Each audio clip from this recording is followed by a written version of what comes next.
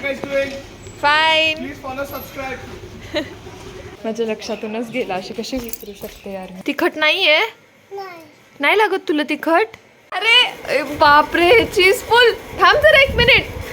हा इतका खोटं बोलायला लागलाय ना बाबू.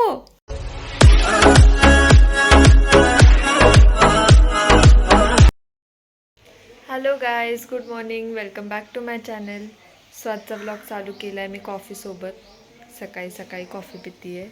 सोडून दिलेलं चहा कॉफी सगळं. चहा पित होते आधी, मम्मी मस्त बनवायच्या आमच्या चहा, पण चहा परत सोडून दिला. कॉफी पण नंतर चालू केलेली, कॉफी पण सोडून दिली. पण आता कधी कधी पिते आहे कॉफी अशी. सो पिते आता कॉफी. हजबंड गेले आत्ताच जस्ट. मम्मी पण बसल्यात, मम्मीने पण चहा वगैरे घेतला. सो आता करूया काम वगैरे. बाबू पण उठला, आत्ता जस्ट उठला. बाहेर येताना पाण्याची बॉटल सोबत घेऊन येतो बाबू, हो ना बाबू? झाली तुझी जुजू? जुजू झाली? बॉटल सोबत असते आमच्या, काही होऊ दे, हो ना बाबू? बाबूला पण स्कूलला पाठवायचं आता त्याचं आवरून, हो ना बाबू? स्कूलला जाणार ना तू? How are you guys doing? Fine. Please follow, subscribe. तो निघाले जॉबला आता. दोघं पण एकाच ठिकाणी जॉबला आहेत. सो लोकेशन एकच आहे, सो एकत्र जातात. राकेश भाऊजी फक्त ट्यूजडे आणि फ्रायडेला जातात, बाकी वर्क फ्रॉम होम असतं. है ना? आपके मजे है ना? वीक में सिर्फ 2 दिन job, Neighbors, workers, we have to work hard for the money. पर 2 ही दिन जाना पड़ता है ना आपको. Enjoy guys. See you. Bye. गेले. वेगळीच एनर्जी असते राकेश भाऊजींच्या अंगात. राईट झालं आमचा लंच वगैरे बनवून. बाबूला घ्यायला चालले मी आता. थोडासा 5 मिनिट लेट झाला, माझ्या लक्षातूनच गेला, अशी कशी विसरू शकते यार मी. सो चालले मी आता बाबूला घ्यायला.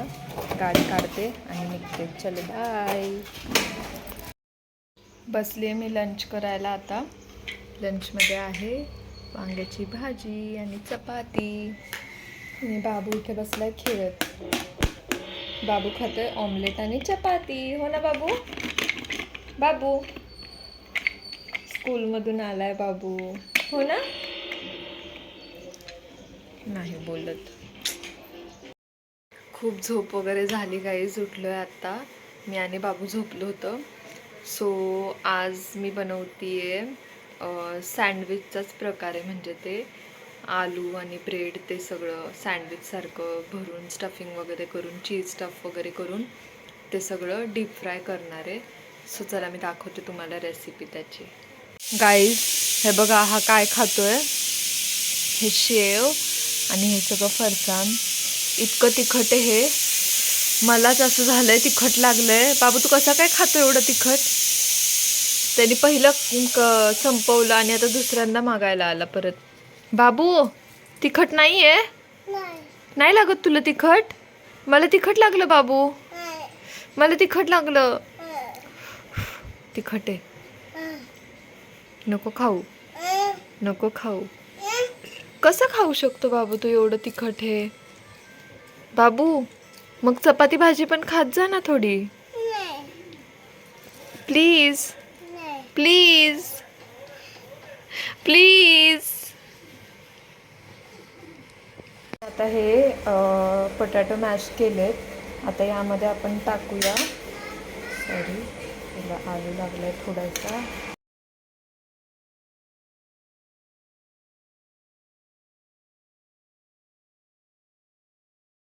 त्यानंतर टाकूया आपण ही ब्लॅक पेपर पावडर, थोडीशी जास्तच टाकूया ब्लॅक पेपर पावडर.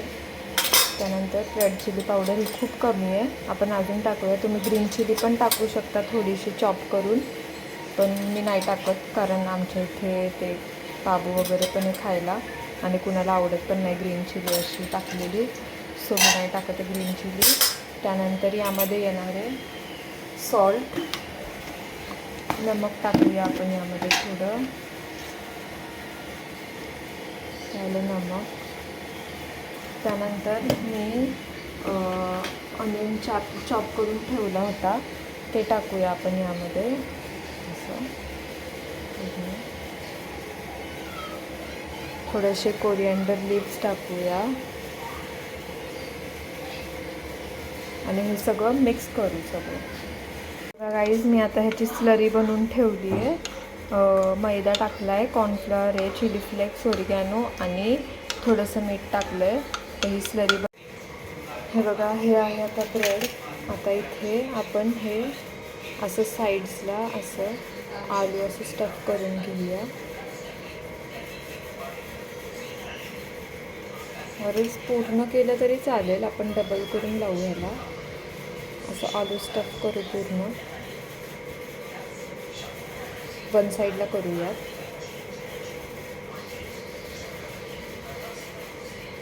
त्यानंतर यामध्ये चीज फिल करू आपण. बघा मी केचप लावलं आहे याला. तुमची चॉईस, तुम्हाला लावायचं तर लावू शकता, नाही लावायचं तर नाही लावू शकता.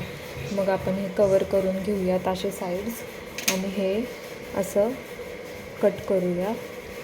सो इझी जाईल आपल्याला हे फ्राय वगैरे करताना. कट करू. आता हे साईडला करायचं आहे थोडं. सो आता आपण ह्याच्याकडे आपण ही स्लरी बनवून ठेवली होती, कॉर्नफ्लॉवर आणि मैदा. तुम्हाला सांगितलं मगाशी मी ही स्लरी आपली. त्यानंतर हे ब्रेड क्रम्स आहेत आपल्याकडे, मी विकत आणलेत बाहेरून ब्रेड क्रम्स. हे बाहेरचे ब्रेड क्रम्स आहेत. सो हे आता आपलं झालं आहे.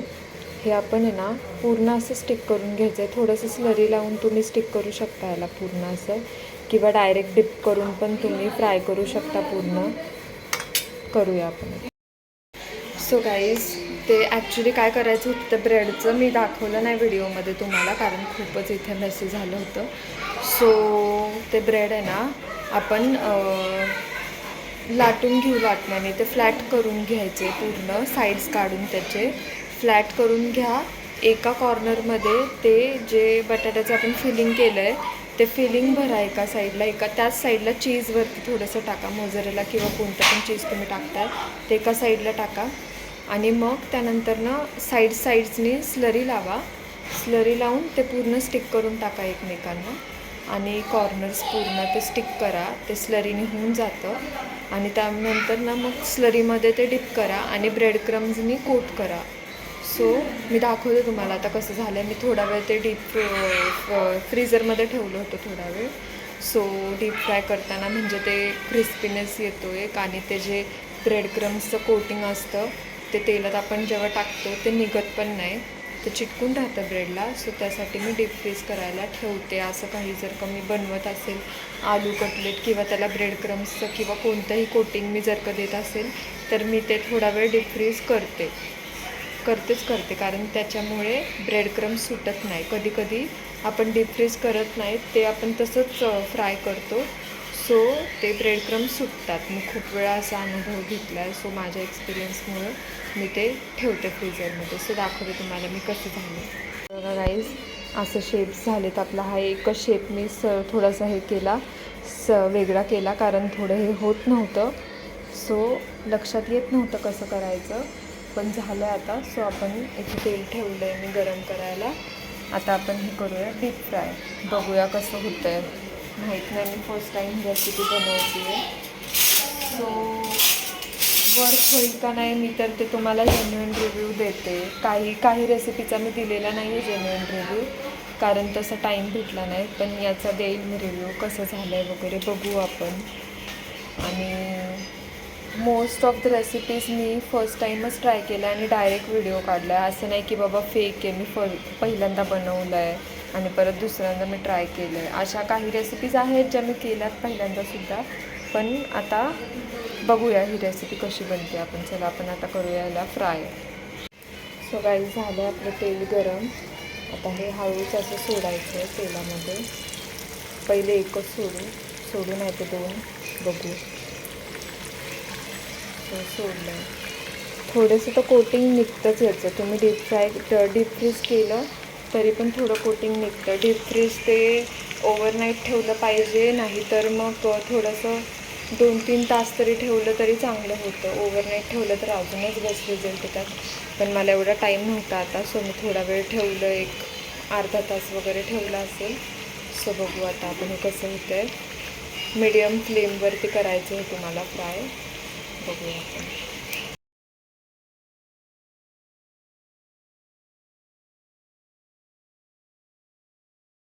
गाईज सीन असा झाला की मी मम्मीशी कॉलवर होते आत्ता मम्मीसोबत आणि मी हे एकदम लो फ्लेमवर ठेवलं होतं. सो हे फुटलं आहे तेलामध्ये, चीज त्यातून बाहेर आलं आहे. पण हे खूप क्रिस्पी दिसतं आहे, खूप जास्त क्रिस्पी दिसतं आहे. हे आवाज ऐकू शकता तुम्ही, बघा खूप क्रिस्पी झालं आहे हे. आणि चीज यामध्ये सगळं, आता मला हे काढायला लागेल सगळं चीज आणि मग दुसरं टाकावे लागेल. आणि खूप लक्ष द्यायला लागतं हे सगळं बनवताना यार. चीजच फुटलं यामध्ये, नशीब मी लवकर आले नाही तर सगळं फुटलं असतं. ओके, पण दिसतंय तर चांगलं. बघू आता कसं लागतं. गाईज रेडी आहे आपले bread pakora, bread crispy pakora. खूपच क्रिस्पी झालं आहे आणि चीजी झालं आहे. सो बघू आपण देऊयात आता पहिलं खायला मम्मींना आणि हस्बंडला. खातोय बाबू आता हे पकोडा. बाबू खा, केचपमध्ये लावून पाहिजे. चीज बघा कसं लागतंय बाबू, कसं आहे, कसं आहे बाबू, सांग ना कसं आहे, कसं आहे. नाटक करतोय, एवढं तर त्याने संपवलंय.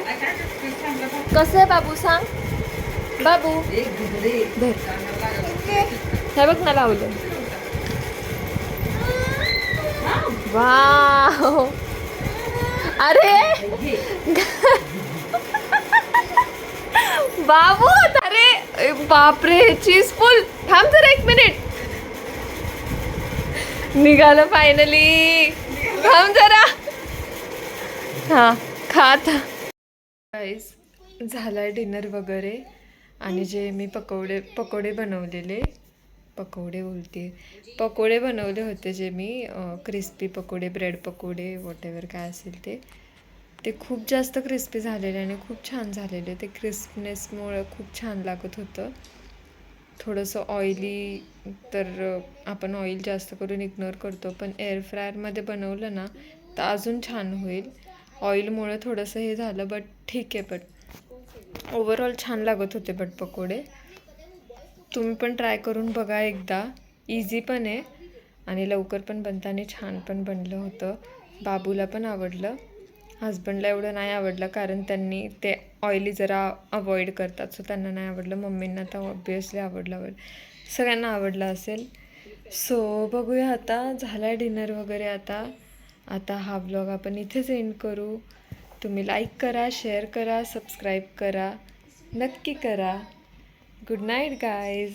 बाबू पकोडा कसा होता, छान होता, छान होता का बाबू, छान होता का सांग ना. सो चलो गाईज. काय झालं, कोण बोलवतं भूतीला, मी कधी बोलायला भूतीला. हा इतका खोटं बोलायला लागलाय ना बाबू. मी कधी बोलवलं भूतीला सांग. खोटं नाही बोलायचं बाबू, खोटं बोलायचं नाही. सो चलो, ह्याची मस्ती चालूच राहते अशीच.